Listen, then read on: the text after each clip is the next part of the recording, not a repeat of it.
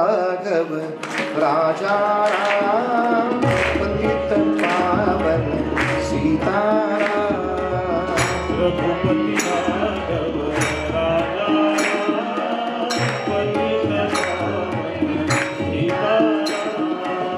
रघुपति राघव राजा राम पतित पावन सीताराम। रघुपति राघव राजा पतित पावन सीताराम।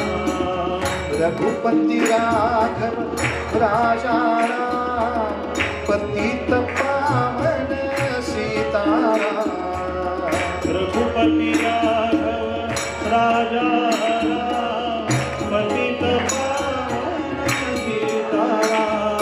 रघुपति राघव राजा राम पतित पावन सीताराम।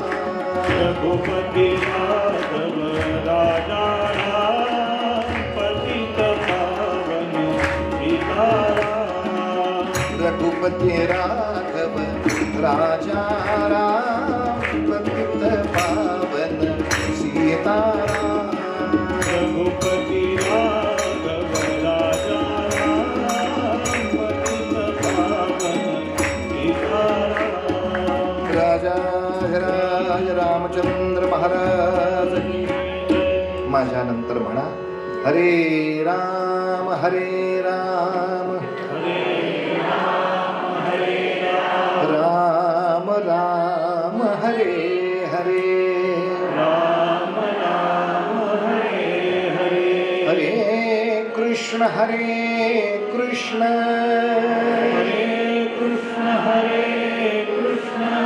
कृष्ण कृष्ण हरे हरे गोपाल कृष्ण भगवान।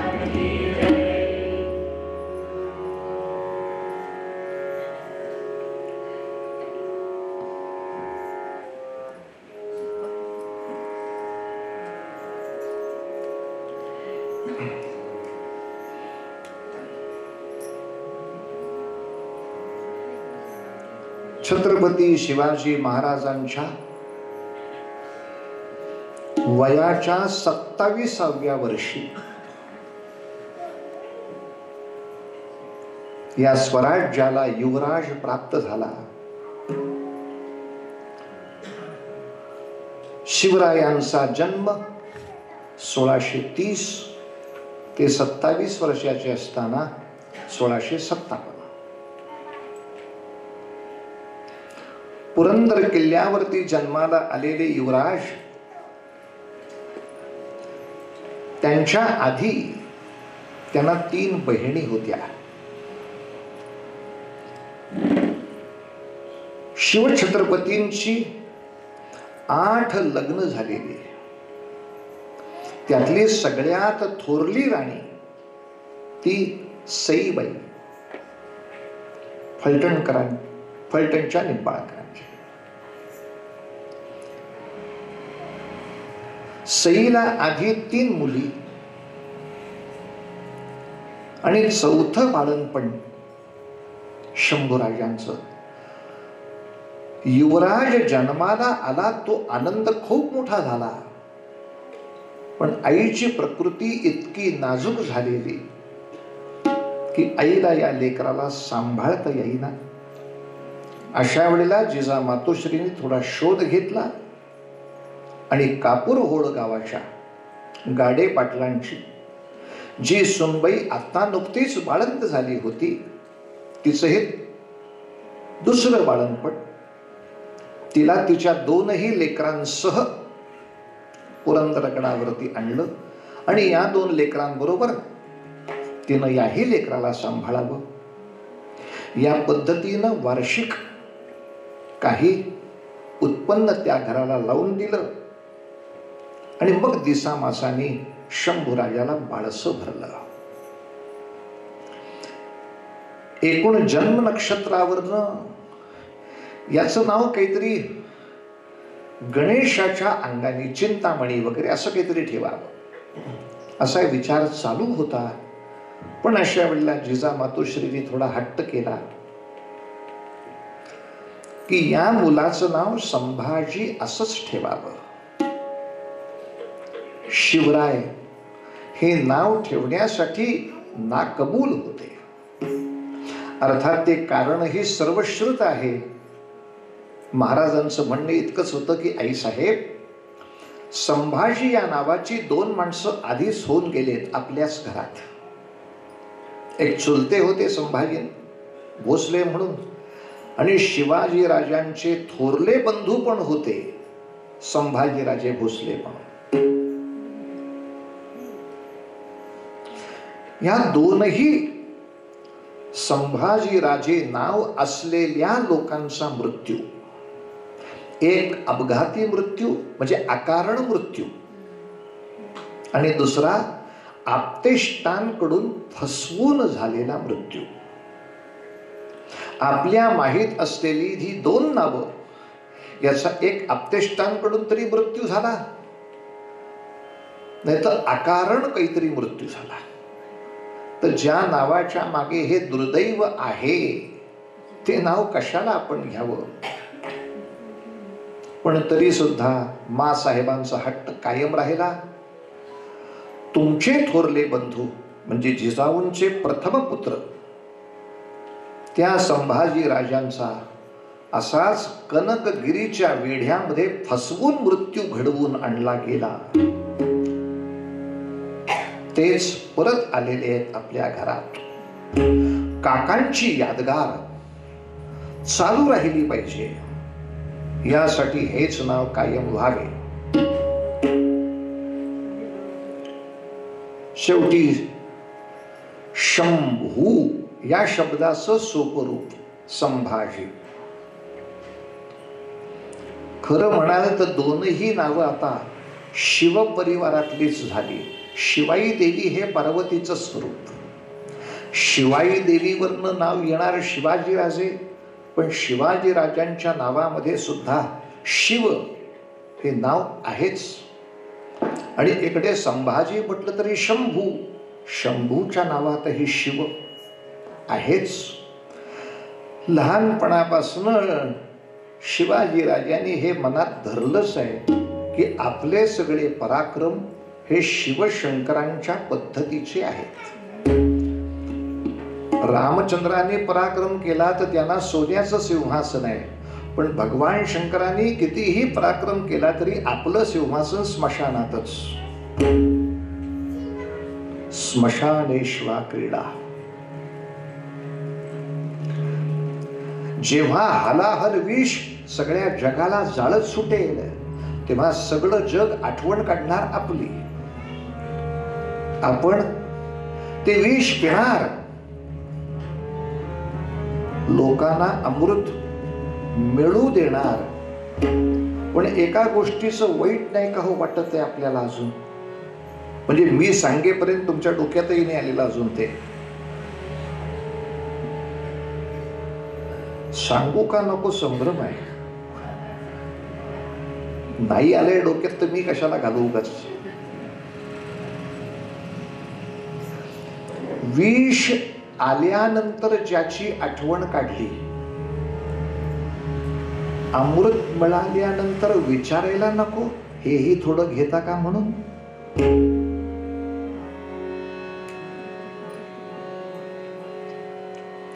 जेव्हा काढा प्यायची वेळ होती तेव्हा मीच होतो, पण जेव्हा उसाचा रस आणला तेव्हा एक कर्तव्य म्हणून तर होतं. काढ्याच्या वेळेला तुम्ही होतात, आता रस आणला घेता का थोडासा. बुवा काढा घ्यायच्या वेळेला बुवा बुवाला काढा.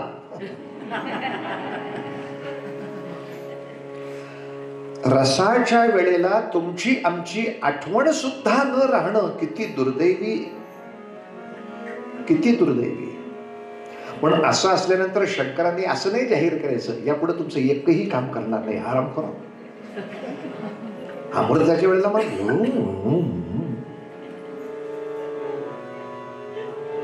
सदाशिव सदाशिव सदाशिव ओंकार असंच जगायचं. म्हणून किती भयानक अवस्था आली पहा. शंभू नाव मिळाल्याबरोबर दुर्दैव पाठलागच सुरू करताय. शंभूराजे 2 वयाचे असते फक्त की अफजल खानाची स्वारी आली.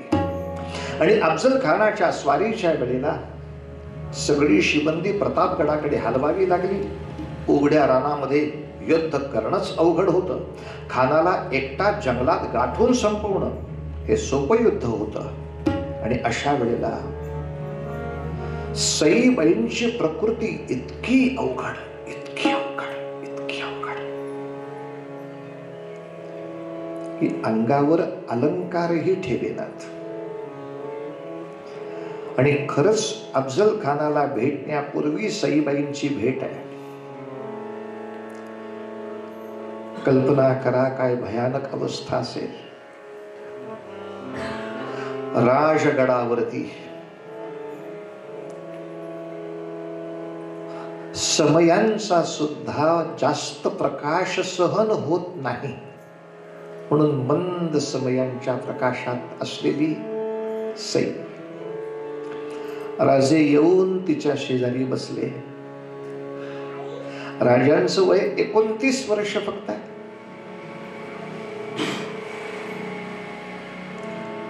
सईच्या अंगावर अलंकार नाहीत. नव्हे, आता अंगावर मांसही फारसं नाही, तसा हाडाचा सापळाच. तिच्या त्या रोडावलेल्या बोटांमध्ये आपला हात टाकून शेवटी राजे म्हणाले, सई, कंटाळीस का ग आपल्या ह्या संसाराला? कंटाळलीस? सईनं सांगावं, तुमच्या सहवासात राहायचा कोणाला कंटाळा येणार, पण शरीर साथ देत नाही. हा सगळ्यांना एक शंका आहे, प्रतापगडावर काय होणार, काय होणार. माझी मनोदेवता सांगते तुम्ही जिंकणार. शत्रूची सेना परास्त करून तुम्ही येणार.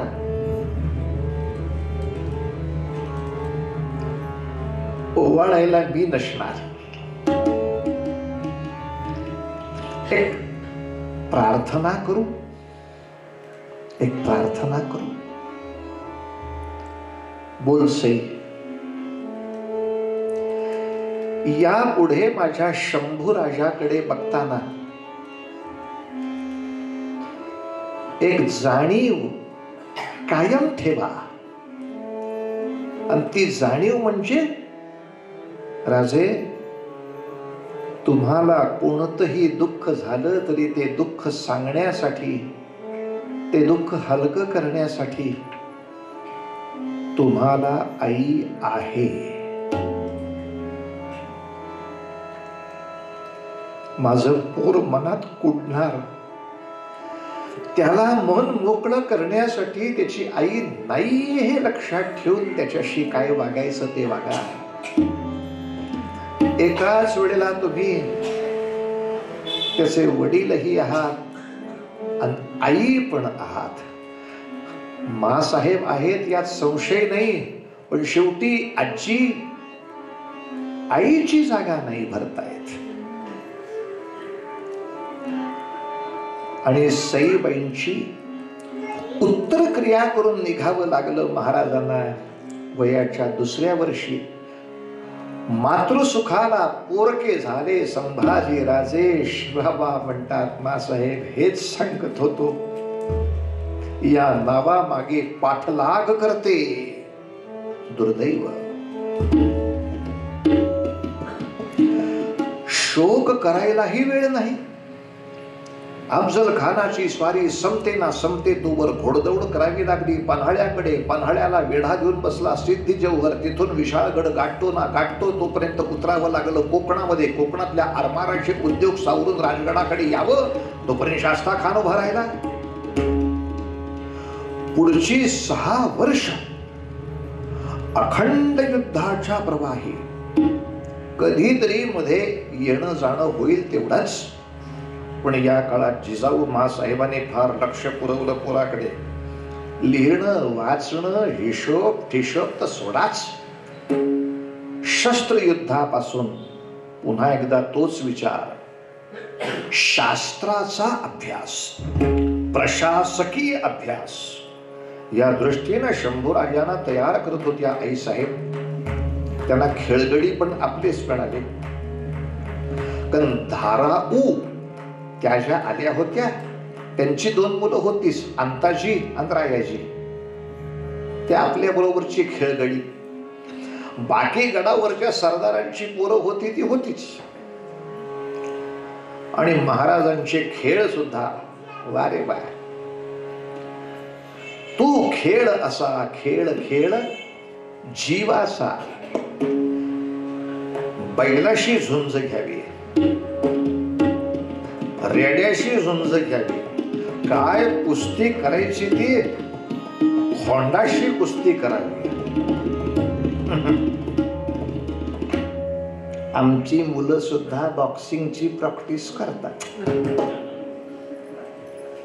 कॉम्प्युटरवर. जिथं हाताला काही लागेना आणि प्रॅक्टिस उशीवर.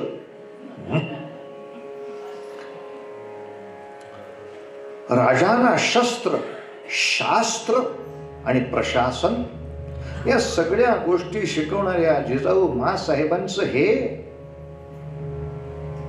काय म्हणतात त्याला, अलीकडच्या भाषेत शेंडेफळ. अतिशय लाडको. किती लवकर वयामध्ये त्यांच्यावर केवढी मोठी जबाबदारी पडली फक्त सांगतो लक्षात येईल काय भयानक होतं. ओळीनं मी 4 प्रकारची युद्ध सांगितली. पहिलं प्रतापगडचं युद्ध, नंतर गजापूरच्या खिंडीचं युद्ध, त्याच्यानंतर आरमारी कोकणातली युद्ध आणि त्यानंतर शास्ताखानाचं युद्ध. 4ही वेळेला राजांचा विजय होत गेला. आणि मग मात्र औरंगजेबाने ठरवलं हे ऐसे नाही काम होगा. आणि यासाठीच मिर्झा राजा जयसिंग नावाचा राजपूत पाठवला.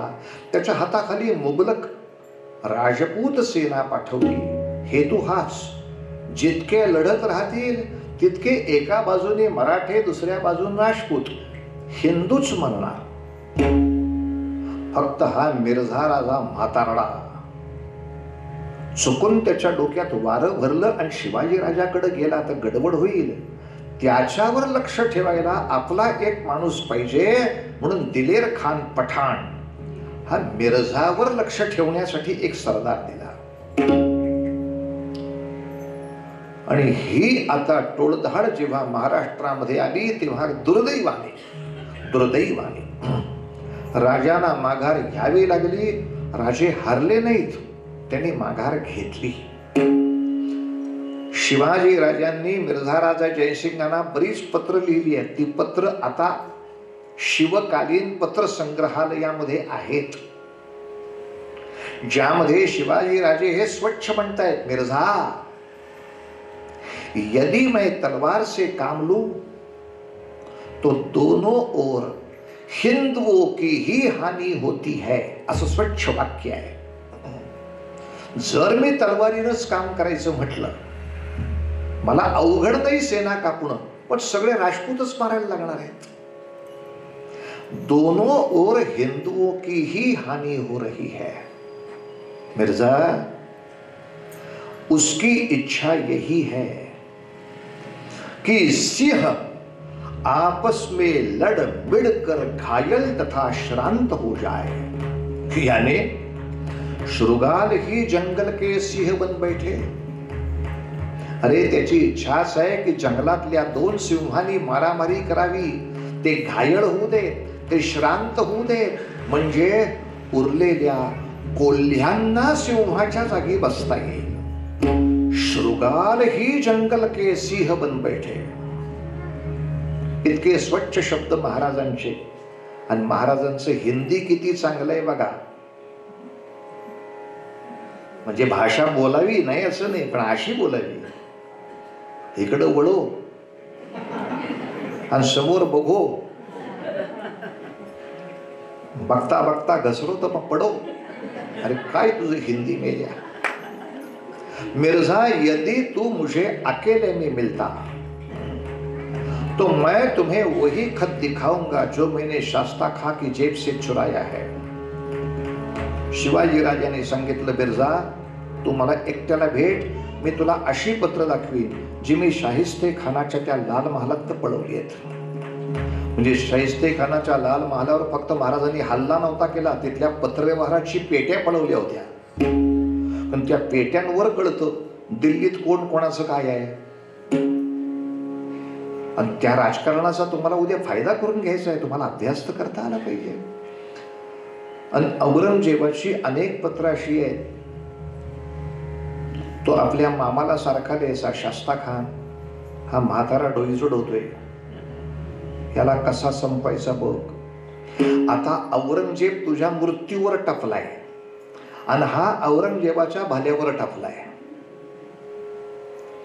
तू मला एकट्याला भेट रे, मी तुला ती पत्र दाखवतो, औरंगजेबाची पत्र दाखवतो, तू तुझ्या वाईटावर आहे येड्या. तू उन अभद्रजनों की तरफ से आ रहा है.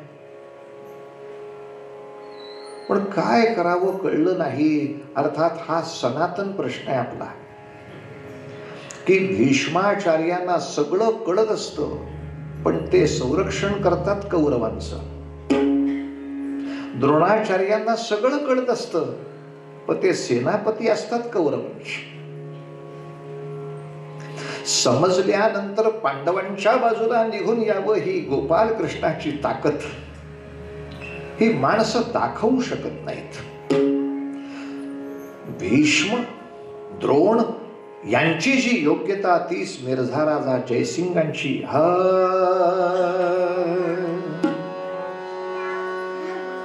जयसिंग दिलेरी खान, दिल्लीचे मनसबदार. जयसिंग दिलेरी खान, दिल्लीचे मनसबदार. मोगलशाहीला ज्यांच्या समशेरीचा आधार. मोगलशाहीला ज्यांच्या समशेरीचा आधार. पातले दक्षिणे माझी घेऊन सेना संभार. पातले दक्षिणे माझी घेऊन सेना संभार. कोंडाणा जयसिंग घेरी, खान तो पुरंदर घेरी. गरजल्या रणाच्या घेरी, युद्धात मुरारी सजला गडकरी पुरंदर बारा. युद्धार्थ मुरारी सजला गडकरी पुरंदर बारा. युद्धार्थ मुरारी सजला गडकरी.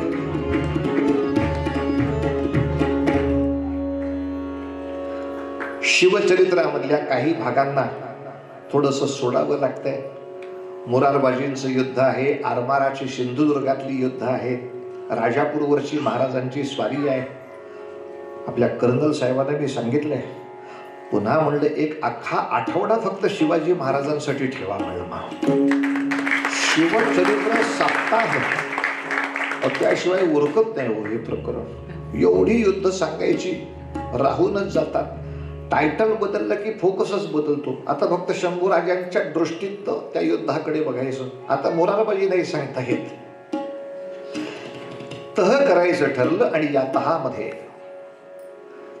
23 किल्ले मुघलांना द्यायचे आणि फक्त 12 किल्ले महाराजांकडे राहणार.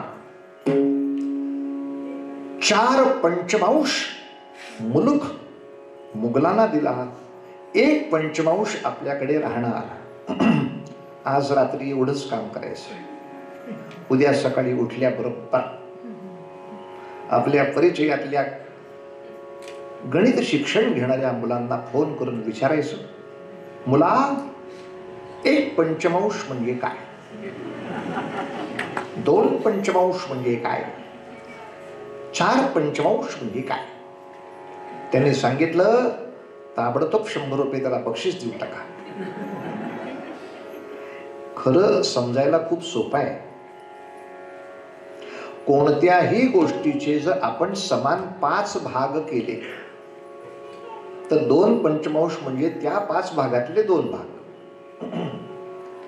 4 पंचमांश म्हणजे समजा 100 रुपये असतील तर त्याचे 5 भाग 20 20 20 20 20. यातला 1 पंचमांश म्हणजे तुम्हाला 20च मिळणार, 80 गेले, 1 पंचमांश मिळाला. 2 पंचमांश मिळाले तर तुम्हाला 40 मिळाले. 4 पंचमांश म्हणजे त्यातले 4 भाग 5तले 4 तुम्हाला मिळाले.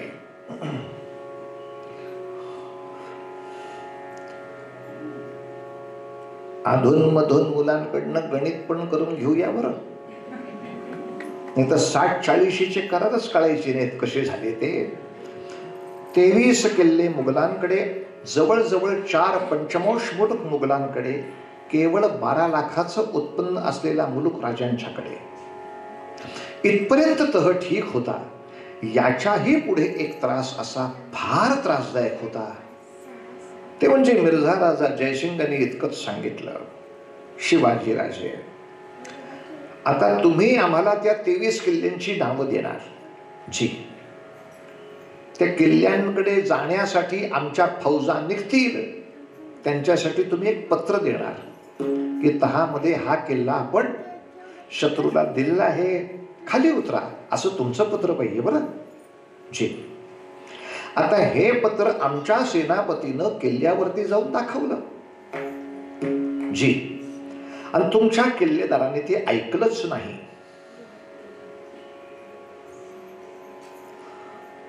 तर मग आम्ही काय करायचे?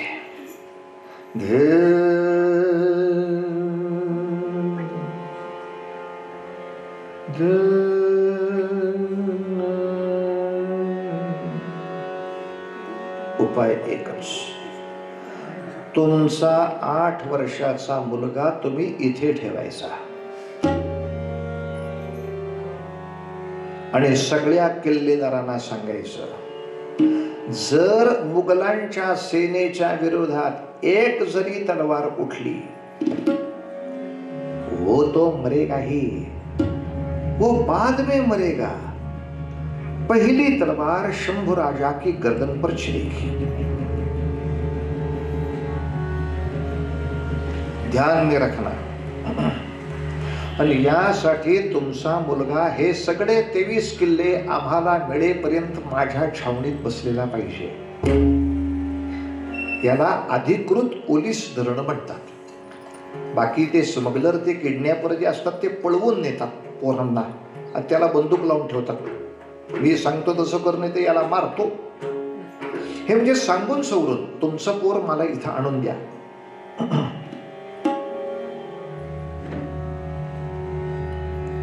23 पैकी एका जरी किल्लेदारानं बदमाशी केली वो शंभू राजा की पुण्यतिथि होगी. आप समझ रहे हो?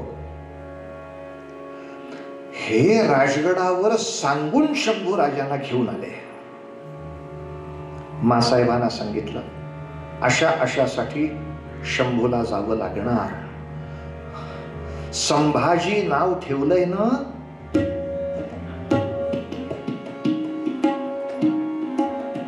जावंच लागणार. शंभूराजे जी,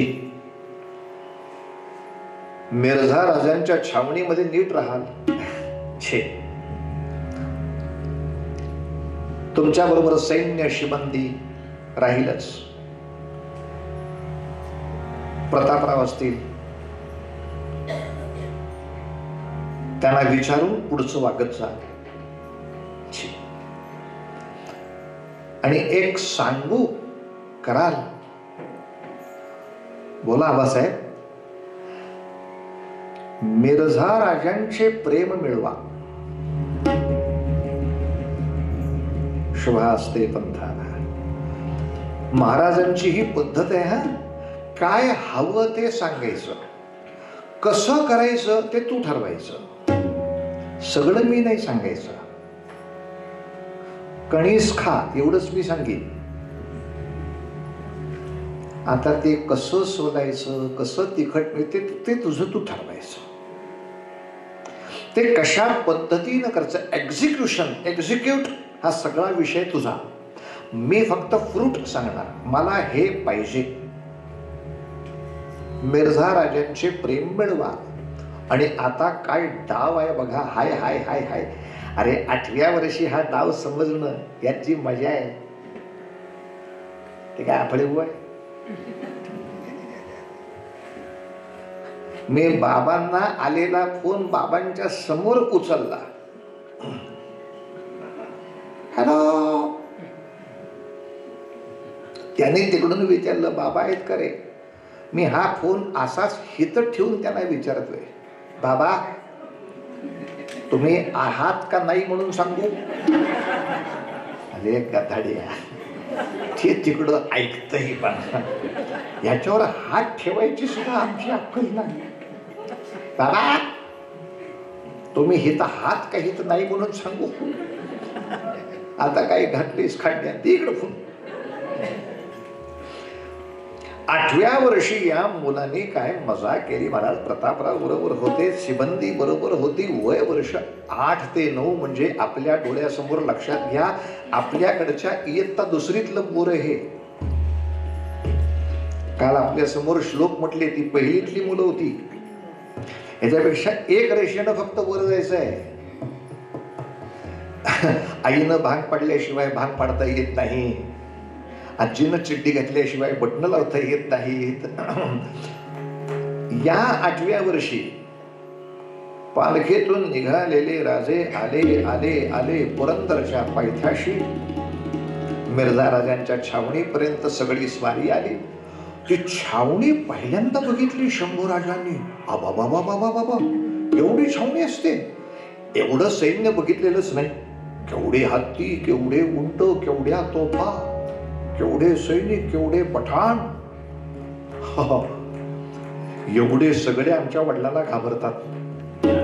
काय गंमत आहे राव, काय विस्तार आहे. प्रतापरावांनी खून करायला. राजे मिर्झा राजा. आणि लांबूनच बघितलं मिर्झा राजा जयसिंग काश्मीरातलं सफरचंद होते. असा लाल बुंद माणूस. आणि नुसता तोच नाही, गाल पण सफरचंद मेल्याचे. गुबगुबीत गाव, गुबगुबीत मिशा. उभा राहिला तर विंध्य पर्वताचा पहाड. कपाळी शिवगंध. तेजस्वी माणूस. 60च्या घराला पोचला होता. जवळजवळ 35-40 वर्ष आधी शहाजहानची, मग याची नोकरी करतोय. मिर्झा राजे शांतपणे बघतायत. ते लेकरू येताना सगळ्या फौजेला कळलं. आला रे आला. कोण? बळीचा बकरा. पण यांना कशासाठी आणलंय सगळ्यांना माहिती आहे. किल्लेदार जाऊ दे, मुघलांची फौज किल्ला चढत असताना जर त्यातल्या सैनिकांपैकी कुणी दगडफेक जरी केली, शंभूराजा खतम केला जाईल. भयान अट आहे. आणि ही अट माहीत असताना महाराज खाली उतरतात. शंभूराजांनी पहिल्यांदा आपल्या पायातले चढाव बाजूला काढले. आदवीनं पुढे गेले. पटकन गुडघ्यावर खाली बसले. मिर्झा राजा जयसिंगांच्या पायावर डोकं ठेवलं आपलं आणि पाठदिशी म्हणाले, प्रणाम दादाजी. दादाजी शब्दाचा अर्थच बापाचा बाप, आजोबा, आबा. मला बाबांनी काय सांगितलंय, काय करायचं? यांचं प्रेम मिळवायचं. सोपा मार्ग कुठला? अहो त्या मिर्झ्याला पण लेखा त्याला नातवंड आहेत की. तो सारखा युद्धावर असल्यामुळे नातवंडाची आठवण कोणाला येत नाही, सगळ्यांनाच येते. ते जर नातं मी पकडलं, काय करावं ठरायला पाहिजे. नमस्कार केला, म्हणतो प्रणाम दादाजी. इतकं मन भरून आलं. अरे आपल्या पोराचं पोर असंच आहे हो. तरी मिर्झा सांगतात, शंभू यहां कुर्निसात किया जाता है, प्रणाम नहीं। तरी उत्तर द्यायचं, कुर्निसात सरदार को करते हैं, हमारे यहां दादाजी को प्रणाम ही करते हैं। हम दादाजी को कुर्निसात नहीं करते, दादाजी को प्रणाम ही करते हैं। करतो गोडे करते, पाठदेशी पोटाशी धरला, शंभूराजांच्या खांद्यावर हात टाकला निर्झानी, नातवाला आत नेतात तसा नेला। सगळ्या सेनेनं बघितलं, गनिमी कावा, यांना मारण्यासाठी बोलवलंय, त्यांनी मिर्झालाच ताब्यात घेतला, मिर्झालाच ताब्यात घेतला। दिलेर खानाला कळलं शिवाजी राजाचा मुलगा हिते आलाय, आला ना लेखाचा धावत धावत घोडदळ घेऊन आला। मिर्जा, हम सुनते हैं संभाजी राजे यहाँ है। जी, अच्छी चाल चली है। और त्याच्या डोक्यात तेच, केव्हा कापायला मिळते तेच बघूया की, अच्छी चाल चली है। आणि एवढ्यात राजे आलेच, एवढंच वय हो, मुद्दाम उगाच लीनतेचा आव आणून अगदी गुडघ्यापर्यंत वाकला। आइये आइये राजा साहेब, बोलायचंही नाही आणि गडबडायचंही नाही। तितक्या शांतपणे आले कुर्निसात आसनावर, हे आसनावर।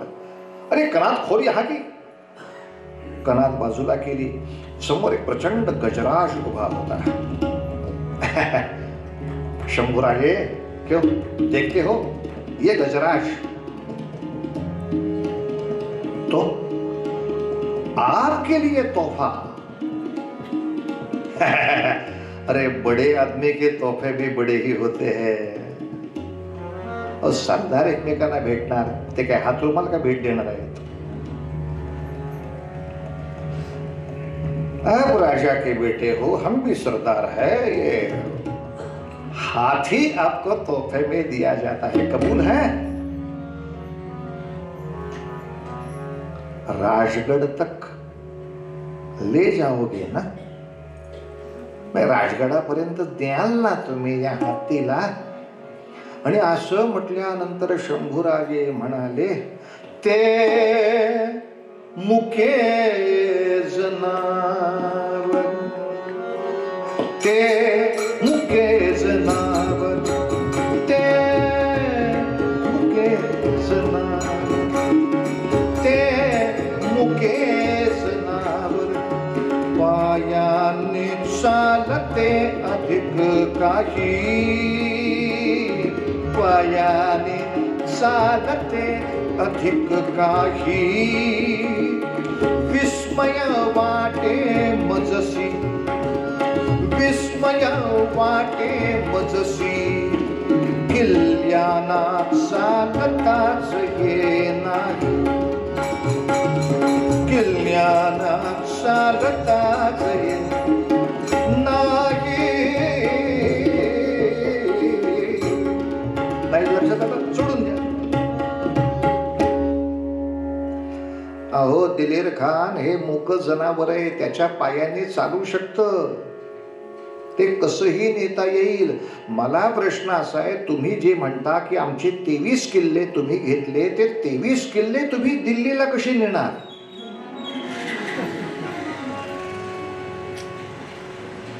याला चालता तरी येते, किल्ल्यांना चालताच येत नाही। किल्ले तुम्ही कसे, मग 23 किल्ले तुम्ही घेतले म्हणता, ते नेणार कसे? दिलेर खानाला तोंडात मारल्यासारखं झालं, तर त्याला त्याचं भविष्य कळलं। उद्या आपण दिल्लीला जाणार, किल्ले हितच राहणार आहेत आणि हे हितच राहणार आहेत। हे आपलं तात्पुरती समजूत करून घ्यायचं तुम्ही आम्ही।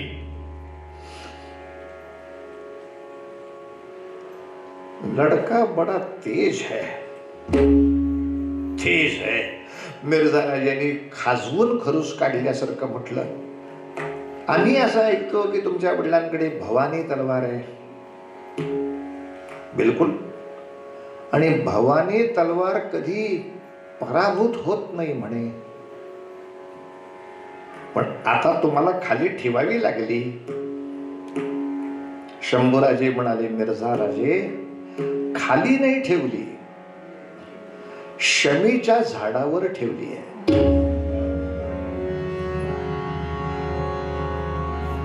यासाठी महाभारत माहित पाहिजे. पांडवांना जेव्हा 1 वर्ष अज्ञातवासात जायचं होतं तेव्हा शस्त्र लपवून ठेवायची होती, ती त्या शमीच्या झाडावर ठेवली. मग ते दसऱ्याच्या दिवशी ती काढली. म्हणून ते शमीचं झाड, आपट्याचं झाड, सोनं लुटण्यासाठी त्या दिवशी बाहेर पडायचं. आधीची गोष्ट माहीत असेल तर त्या उत्तराला अर्थ आहे. खाली नाही ठेवली भावाने,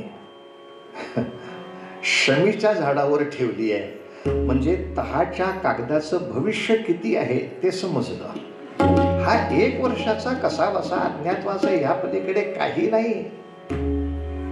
आणि मग मात्र पक्का हट्ट धरला. राजे, औरंगजेब बादशहाचा 50वा वाढदिवस आग्र्यामध्ये साजरा होतोय. तो मुद्दामच दिल्लीमध्ये साजरा होत नाहीये, कारण दिल्लीचं सगळं वातावरण फार गढूळ झालंय. कारण दिल्लीमध्ये शहाजहान बादशहा, जे औरंगजेबाचे वडील, त्यांचा दुर्दैवी मृत्यू झालाय. दुर्दैवी म्हणजे यांनी असताना तुरुंगात टाकून ठेवलेलं होतं, तो संपले आहेत. शहाजहानवर प्रेम करणारी अनेक माणसं दिल्लीत आहेत. त्या लोकांचा आपल्या राज्यारोहणामध्ये त्रास नको म्हणून औरंगजेब बादशहा हेतुतः त्याचा राज्याभिषेक आणि त्याचा स्वतःचा 50वा वाढदिवस आग्र्यामध्ये साजरा करणार आहे. दिल्लीपासून महाराष्ट्राकडे यायला लागतं. महाराज, दिल्लीकडनं सुटलं की काही अंतराने मथुरा हे जंक्शन लागतं. मथुरा गोपालकृष्णाची भूमी आहे, आपण जाणता. मथुरेकडनं आणखीन महाराष्ट्राकडे म्हणजे दक्षिणेकडे यायला लागलं. मग आग्रा. आग्रा शहर सजवण्यासाठी, नटवण्यासाठी दिल्लीतून 1400 गाड्या पाठवल्या आहेत. फक्त दागिने आणि मोत्यांच्या माळा. अतिशय वैभवशाली तो समारंभ होणार आहे. राजे, मुघलांची सत्ता एका बाजूला काबूल कंदाहार, ते दुसऱ्या बाजूला ब्रह्मदेश, एवढा मोठा पट्टा टापू त्यांच्या हातात आहे. तेव्हा त्या वेगवेगळ्या प्रांतामध्ये असलेले त्यांचे सगळे सरदार, दर्गदार, जहागीरदार, सावकार सगळे बधाई द्यायला येणार. आणि एवढे लोक असताना माणसाचं मन उल्हसित असत. याच वेळा तुम्ही औरंगजेबाची भेट घ्या. परिणाम काय होईल? अरे, जेव्हा दिल खुश असतो तेव्हा हास्य विनोदामध्ये काही चांगल्या गोष्टी होऊन जातात. जर त्याने दख्खनची सगळी जबाबदारी तुम्हालाच देऊन टाकली वाढदिवसाची फरमाईश म्हणून, तर रोजची झिकझिक वाचली ना. आपोआपच आदिलशहा गप बसेल, निजामशहा गप बसेल, बरीदशहा गप बसेल, कुतुबशहा गप बसेल. तुम्हाला आमचं एकदा पाठबळ आहे म्हटल्यावर कोण गडबड करेल? आरमारावरचा सिद्धी सुद्धा गप्प बसेल. युद्ध थांबतील. शेवटी औद्योगिक प्रगती करायची असेल तर निवांतपणा पाहिजे ना. स्वराज्य वाढवायचं असेल तर थोडी हातमिळवणी केली पाहिजे. मी तर अशी विनंती करतो की तुमच्या या शंभूराजांना घेऊन आग्र्याला जा. औरंगजेबाची मर्जी संपादन करा. त्याच्याकडून दख्खनची सगळी सुभेदारीच घेऊन टाका. मलाही सारखं सारखं यायला नको, सारखं हिंदूंना मारायला नको, आणि युद्धामध्ये सामान्य शेतकऱ्याला होरपळायला नको. कसं? ठीक आहे, महाराजांनी मान्य केलं. महाराज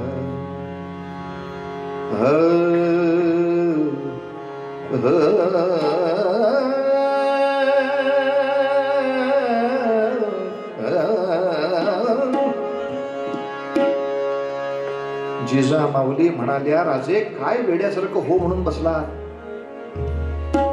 अहो, ज्याने बापाचा भरोसा घेतला नाही, ज्याचा भरोसा भावाला नाही, त्याच्या कशा भरोशावर चाललात?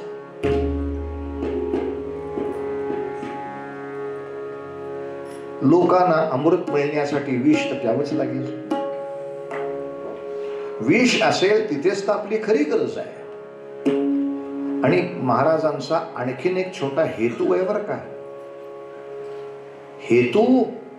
हेतू लक्षात ठेव.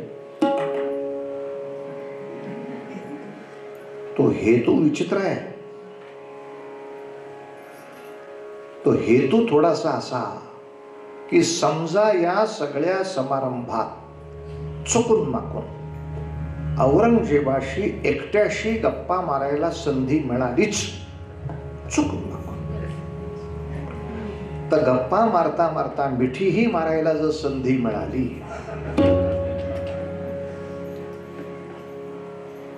तर आग्र्याचा प्रतापगड करावा. कारण मुळात अख्ख्या काबूल पासून ब्रह्मदेशापर्यंत एक छत्री साम्राज्य राखणारी सगळ्यात मोठी दोरी जर कुठली असेल तर ती एकच ही आहे.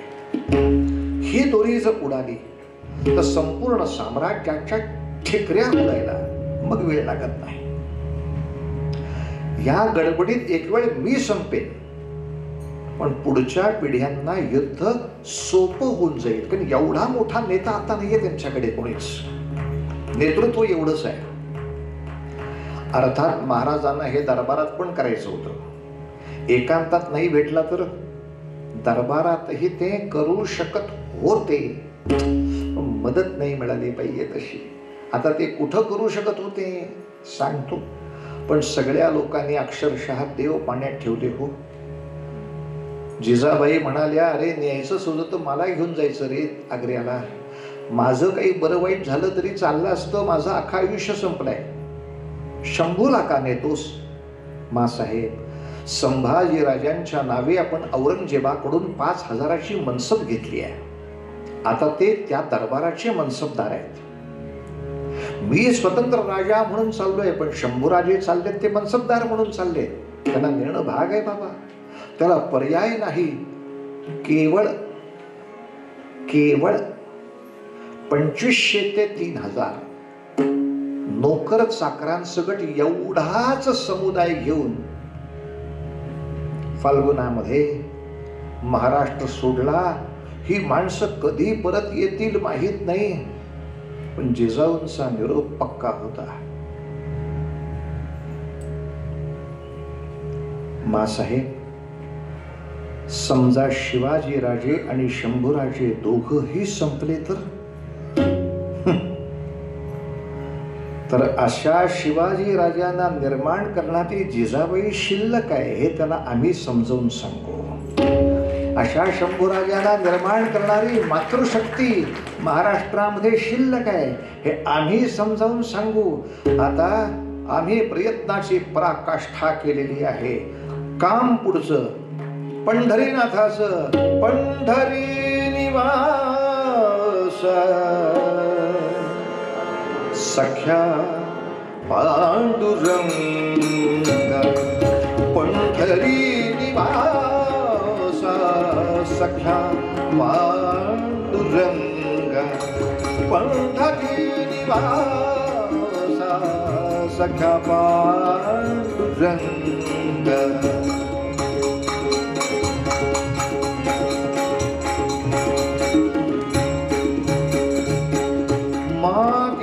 बहुतां से भेड़ियले ऋण देवा, मागे बहुतां से भेड़ियले ऋण. आम्हासाठी कोण, आम्हासाठी कोण आली धाड, आली धाड. पंढरी निवासा सख्या पांडुरंग, पंढरी निवासा सख्या पांडुरंग, पांडुरंग, पांडुरंग. मजल दर मजल करता करता महाराज मे महिन्याच्या प्रारंभामध्ये आग्रा गाठला. आपण कल्पना ही करू शकता, मे महिन्यामध्ये काय तिथे गरमी. ऐक ऐक ऐक, मे हा महिनाच तसा मेला. मे महिन्यात तिकडे गेला, काय ती मे महिन्याची गरमी. पण राजांचे पावलोपावली चाललेले अपमान राजे फक्त डोक्यात ठेवत होते. आग्र्यामध्ये पोचल्यानंतर कोणीतरी दरबारी मोठा सरदार यायला पाहिजे स्वागतासाठी. तो आला कोण?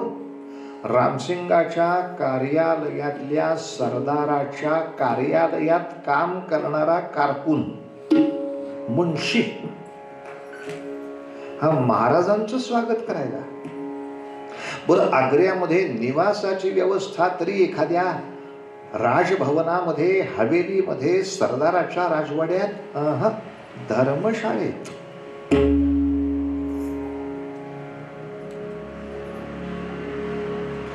कळत नाही असं काही नाही, पण मनामध्ये हेतू एकच चालू आहे, सगळं सहन करू, प्रतापगड जमवायचा.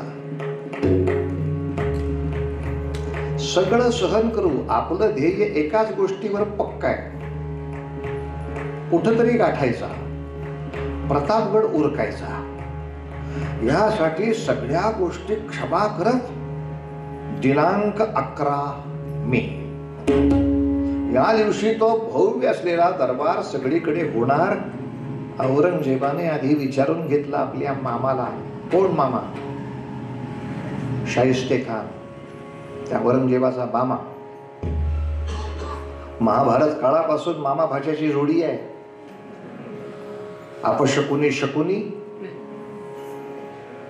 भांजे खातोय भजे.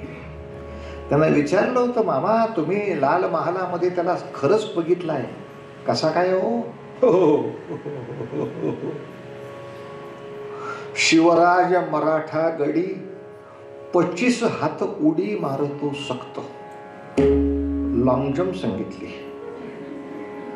तो जमिनीतनं उगवतो, छतातनं खाली पडतो, आणि असा लांब असला तर 25 हात घापकन उडी मारतो अंगावर. ही बोट गेलेली कळली नाहीत का? मी दरबारात दाखवत होतो, अरे शिवाजी खतम हो गया शिवाजी. तेवढी 3 कापलीत मेली नाही माझी. भयानक आहे हो. म्हणून औरंगजेबाने हे ठरवलं होतं, आले शिवाजी राजे तर किमान 25 हाताच्या बाहेरच उभे करा. मारली उडी तर हित नको. आणि जिथे दिवाणी खास आहे, दिवाणी आम आहे, कुठल्याही दरबारात सिंहासनाच्या भोवती भाल्यांची अशी कुंपण लावलेलं कडं करून ठेवायचं. आजपर्यंत कधी एवढी सिक्युरिटी घेतली नव्हती त्याला. महाराज येणार म्हटल्यानंतर, अरे बादशहान दरबार भरविला, शहान दरबार भरविला, बादशहान दरबार भरविला, थाट मटकेला बघा आग्र्याला, वाटे जणू इंद्र सभाषण, हे वाटे जणू इंद्र सभाषण, शिवाजीचा करण्या अपमान, शिवाजीचा करण्या अपमान, हे बादशाह झाला बेभान, बादशाह झाला बेभान. महाराजांची स्वारी दारात आली. शेजारी शंभूराजे रामसिंग महाराजांना घेऊन सिंहासनासमोर आले. आहेर दिला. तिथंच उभं राहून कुर्निसात केला. खाली वागता वागता शंभूराजे म्हणाले, आबासाहेब कुर्निसात कशाला? शंभू काळजी करू नको, हा औरंगजेबाला नाही, हे सिंहासन पांडवांचं आहे. त्या पांडवांना नमस्कार करायचा आणि शब्द द्यायचा, आज ना उद्या तुमची प्रतिष्ठापना आम्ही करू. म्हणून खाली वाकून पांडवांचं स्मरण कर. खाली वाकून पांडवांचं स्मरण करायचं. वर्णिसात झाला.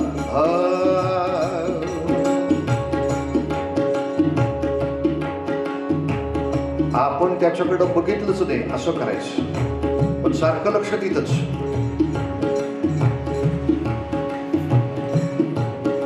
करते का बाबा? त्याला अस्वस्थता एवढी की शेवटी त्याने बोलवला, रामसिंग ह्याला लांब उभा कर बाबा, इथं असताना जीवच लागत नाही. आणि शेवटी 5,000 मनसबदाराच्या रांगेच्याही पलीकडं चिकडं नेऊन उभा केलं राजाला.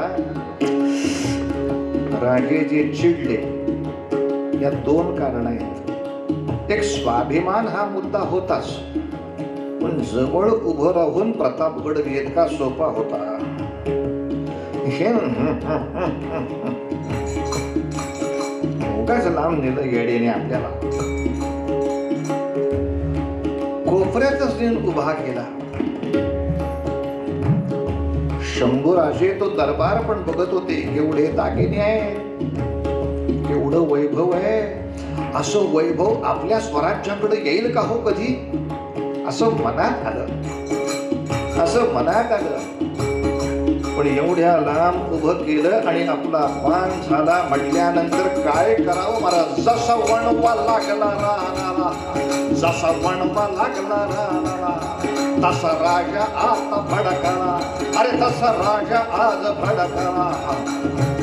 दरबारामध्ये पद्धत होती, हात बांधून उभं राहायचं, नजर वर सुद्धा नाही करायची, कुजबुज सुद्धा ऐकू नये आली पाहिजे. असे सगळे खाली मान घालून उभे असताना महाराज सह्याद्रीच्या गुहेमधल्या सिंहानं डरकाळी फोडावी तसे ओरडले, रामसिंग क्या हो रहा है, क्या हो रहा है? अपमान आमचा करण्याला, अपमान आमचा करण्याला का बोलावलं आम्हाला, का बोलावलं आम्हाला? क्यों बुलाया हमको? मेरा बच्चा आपका मनसबदार है, मैं नहीं. मैं स्वतंत्र राजा की हैसियत से यहाँ हूं,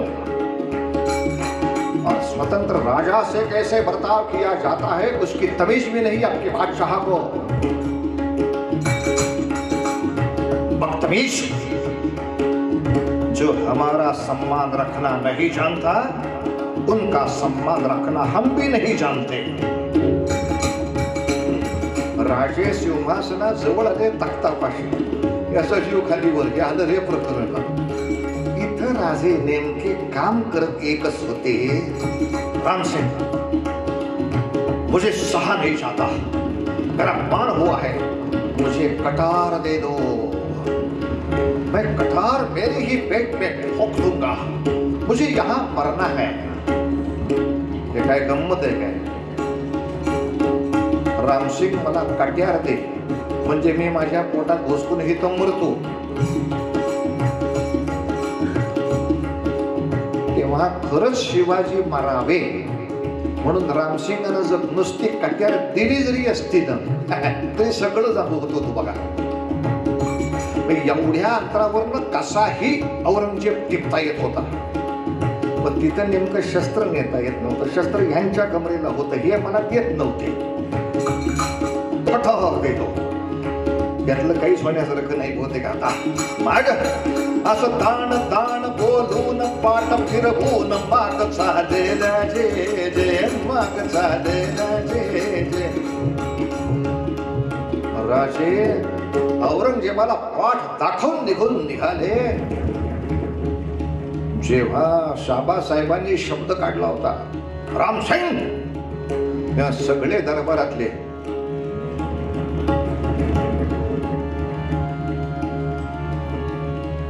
तेही शंभूराजानं पाहिलं. मग मनामध्ये लक्षात आलं, पहिल्यांदा असं वाटलं होतं या सगळ्यांचे दागिने बघून की एवढा श्रीमंत आमचा दरबार असेल का? पण नाही रे, या दागिन्यांचा काय उपयोग आहे? नुसता बैलपोळा जगाचा हित. हे दागिने घालून आणून उपयोग काय? जगामध्ये सगळ्यात मोठा जर कुठला दागिना असेल तर त्याला स्वाभिमान असं म्हणतात. आणि स्वाभिमान नावाचा दागिना फक्त माझ्या वडिलांच्या पाशी आहे. बाबांनी स्वतःचा दागिना दाखवला मात्र हे सगळे चळचळ कापायला लागलेत. करायचे काही एवढे दागिने घालत दिले? गेले सगळे ताड ताड ताड बाहेर आपल्या धर्मशाळेपर्यंत पोचले. रामसिंग मागे येत होता. राजाजी असे बघा, मला कापून ठेवलास तरी चालेल, मी दरबारात यायचो नाही. या नाटकाचा सुद्धा तोच खरा भाव होता, मी दरबारात यायचो नाही. म्हणजे तरी खासगी बैठक ठरवता आली असती का नाही? पण दरबारात येऊ नका, सर्वत प्यायला या म्हणून घरी बोलवत. प्रयत्न तो चालू होता की हे दरबारात काहीच होण्यासारखं नाही आहे. म्हणजे दरबार नाही आहे मला. रामसिंगाला तेवढं डोक्याला गिरमिटच बसलं नाही. अरे तो दरबारात येत नाही तर दुसरीकडे घे ना मीटिंग त्याची. दरबार में आने वाला नहीं हो, मुझे बुखार चढ़ गया है.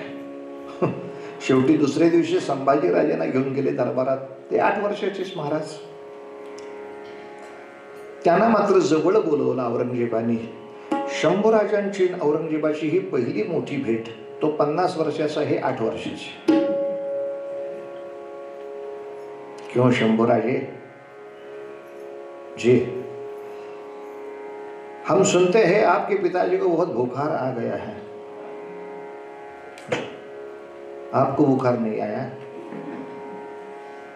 हमें बुखार नहीं आता, हमसे लोगों को बुखार आता है. काय पात्र आहे देखे माणसं आणलेली. म्हणजे आम्हाला ताप येत नाही, आमच्यामुळे दुसऱ्यांना ताप येतो. हमसे दूसरों को बुखार आता है, हमको बुखार नहीं आता. रामसिंग वडिलांपेक्षा वरचं प्रकरण आहे. कुश्ती खेलोगे? हमारे यहाँ बहुत कुश्तीगीर तैयार है. हम जानते हैं आप कुश्ती भी करते हो. बिल्कुल करता हो. कुश्ती खेलोगे?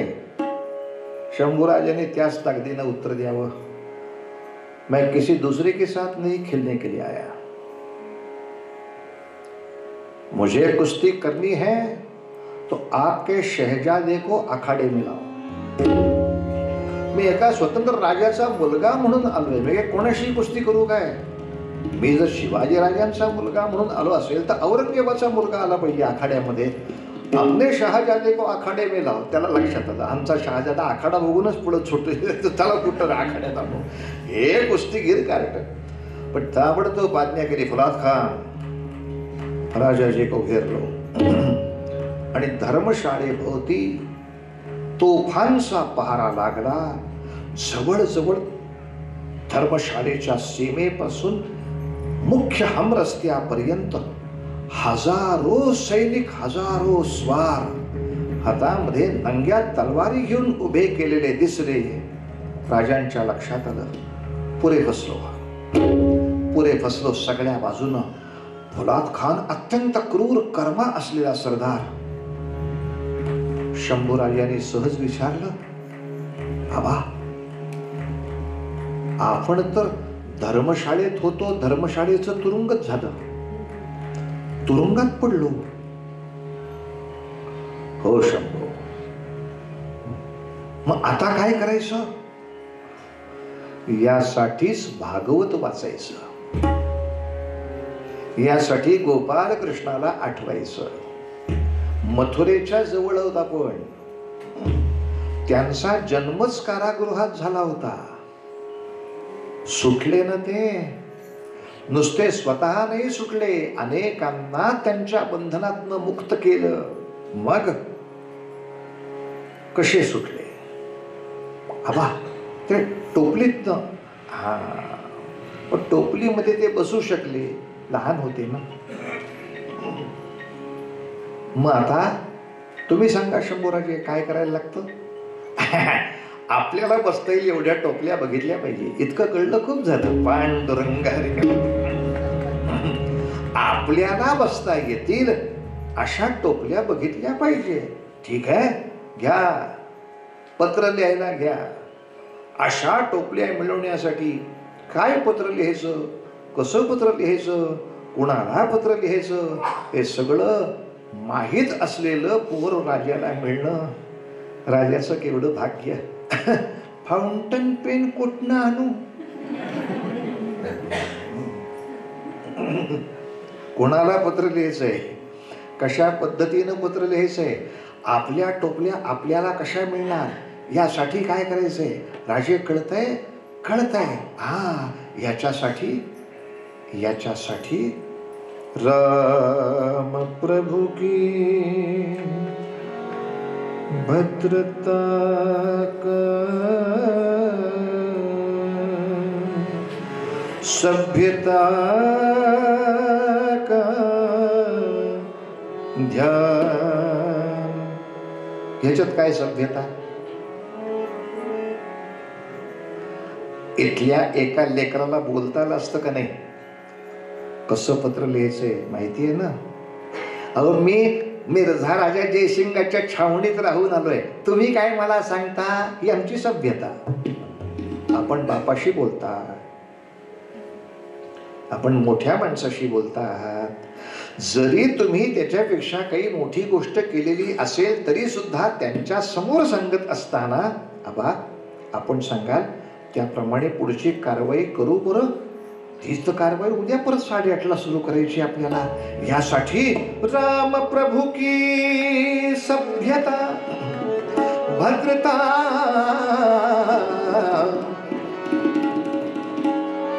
ता,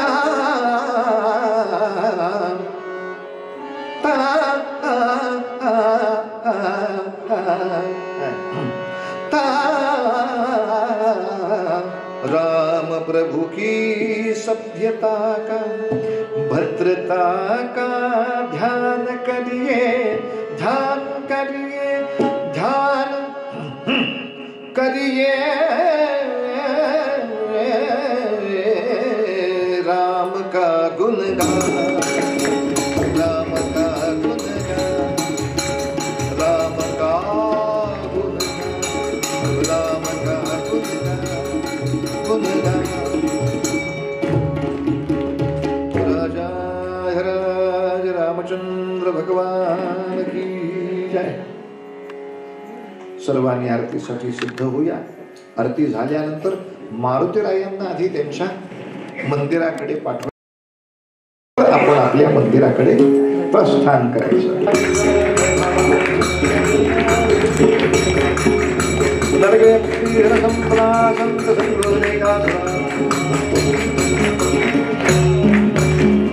सत्राणी उड्डाण हुंकार वदनी, जळमळ भूमंडळ सिंधू जलगणी, प्रधानने ब्रह्मांड धाके त्रिभुवनी, जय देव जय देव जय जय हनुमंता, तुमचे प्रसादे नभे कृतंता, तुम देवाता थर थर धरणी धर्मानी राखेल, कलाळे प्रबोध उद्गण रामी राम